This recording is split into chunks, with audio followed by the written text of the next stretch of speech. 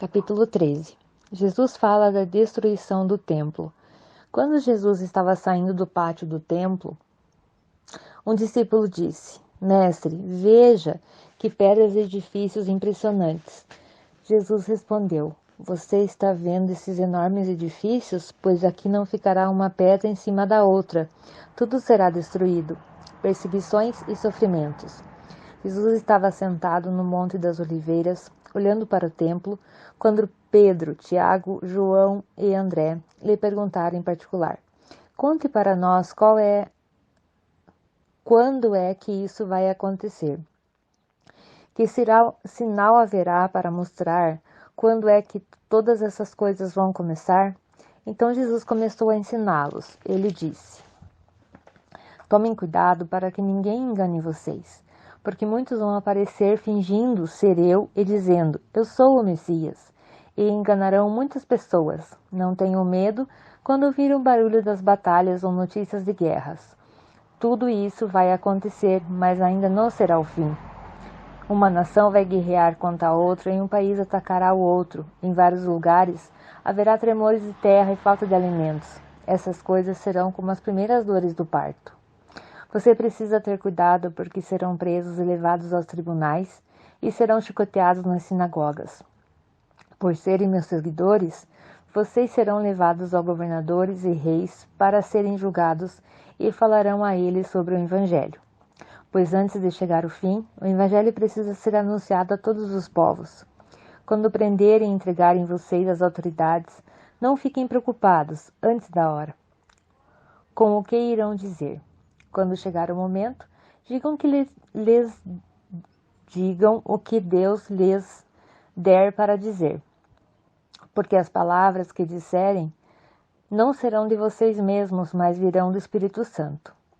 Muitos entregarão os próprios irmãos para serem mortos, e os pais entregarão os filhos, e os filhos ficarão contra os pais e os matarão. Todos odiarão vocês por serem meus seguidores, mas quem ficar firme até o fim será salvo. O grande sofrimento. E Jesus continuou: Vocês verão o grande terror no lugar onde não deveria estar. Que o leitor entenda o que isso quer dizer.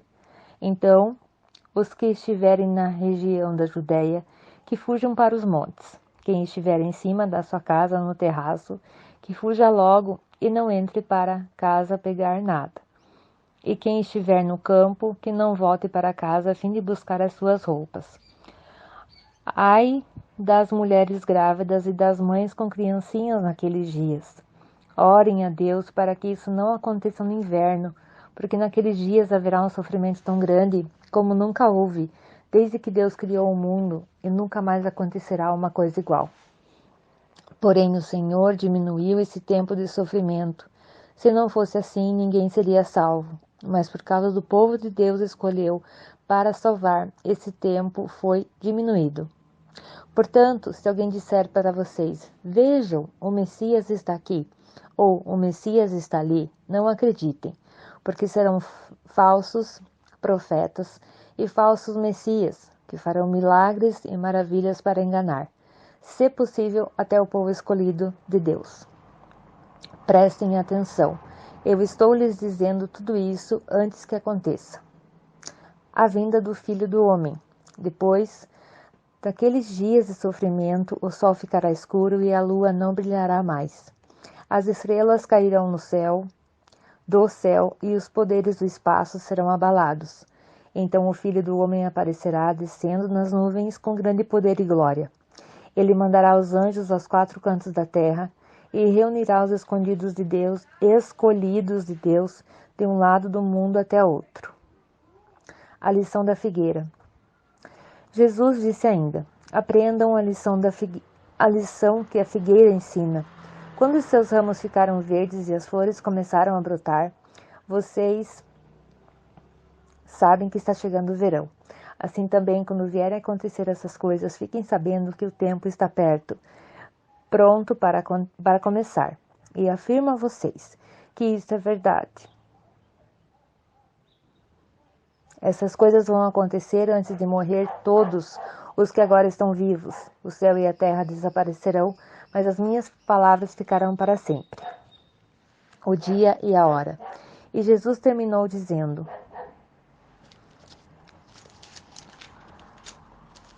mas ninguém sabe nem o dia nem a hora em que tudo isso vai acontecer, nem os anjos do céu, nem o Filho, mas somente o Pai. Vigiem e fiquem alertas, pois vocês não sabem quando chegará a hora. Será como um homem que sai de casa e viaja para longe, mas antes de ir, dá ordens, distribui o trabalho entre os empregados e manda o porteiro ficar de vigia. Então vigiem, pois vocês não sabem quando o dono da casa vai voltar. Se será à tarde ou meia-noite, ou de madrugada ou de manhã. Se ele chegar de repente, que não encontre vocês dormindo. O que lhes digo a todos, fiquem vigiando. Capítulo 14. O plano para matar Jesus. Faltam 2 dias para a festa da Páscoa e a festa dos pães sem fermento. Os chefes dos sacerdotes e os mestres da lei procuravam um jeito de prender Jesus em segredo e matá-lo.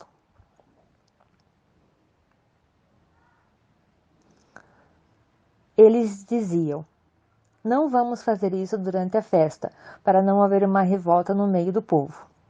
Jesus em Betânia. Jesus estava no povoado de Betânia, sentado à mesa na casa de Simão o leproso. Então uma mulher chegou com um frasco feito de alabastro, cheio de perfume de nardo puro muito caro. Ela quebrou o gargalho do frasco e derramou o perfume na cabeça de Jesus. Alguns que estavam ali ficaram zangados e disseram uns aos outros: que desperdício! Esse perfume poderia ter sido vendido por mais de 300 moedas de prata, que poderiam ser dadas aos pobres. Eles criticaram a mulher com dureza, mas Jesus disse: deixem essa mulher em paz. O que é que vocês a estão aborrecendo? Ela fez para mim uma coisa muito boa, pois os pobres estarão sempre como vocês, e em qualquer ocasião que vocês quiserem, poderão ajudá-los. Mas eu não estarei sempre com vocês. Ela fez tudo o que pôde, pois antes da minha morte, veio perfumar o meu corpo para ser sepultado. Eu afirmo a vocês que isto é verdade. Em qualquer lugar do mundo, onde o Evangelho for anunciado, será contado o que ela fez, e ela será lembrada. Judas traz Jesus. Judas Iscariotes, que era um dos 12 discípulos, foi falar com os chefes dos sacerdotes para combinar como entregaria Jesus a eles. Quando ouviram o que ele disse, eles ficaram muito contentes e prometeram dar dinheiro a ele. Assim que Judas começou a procurar uma oportunidade para entregar Jesus. Jesus comemora a Páscoa.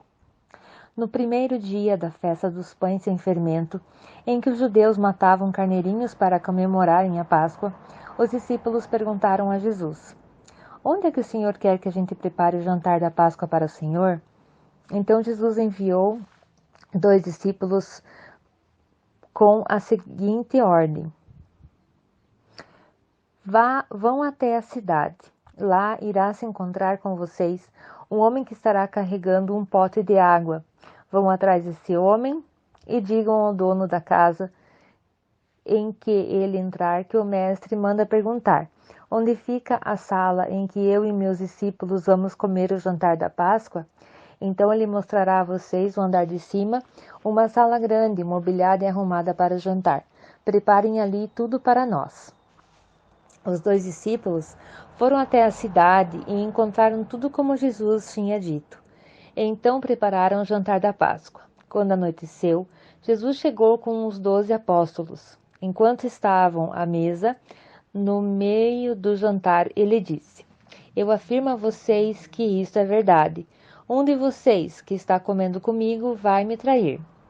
Eles ficaram tristes e um por um começaram a perguntar: o Senhor não está achando que sou eu, está? Jesus respondeu: é um de vocês. É o que está comendo ao mesmo prato que eu, pois o Filho do Homem vai morrer de maneira como dizem as Escrituras Sagradas. Mas ai daquele que está traindo o Filho do Homem. Seria melhor para ele nunca ter nascido. A ceia do Senhor. Enquanto estavam comendo, Jesus pegou o pão e deu graças a Deus. Depois partiu o pão e deu a seus discípulos, dizendo: Peguem isto, é o meu corpo. Em seguida, pegou o cálice de vinho e agradeceu a Deus. Depois passou o cálice aos discípulos e todos beberam do vinho. Então Jesus disse: Isto é o meu sangue, que é derramado em favor de muitos, o sangue que garante a aliança feita por Deus com o seu povo. Eu afirmo a vocês que isto é verdade. Nunca mais beberei desse vinho até um dia em que beber com vocês um vinho novo no reino de Deus. Então eles cantaram canções de louvor e foram para o Monte das Oliveiras. Final do capítulo do número 26 do versículo do capítulo 14.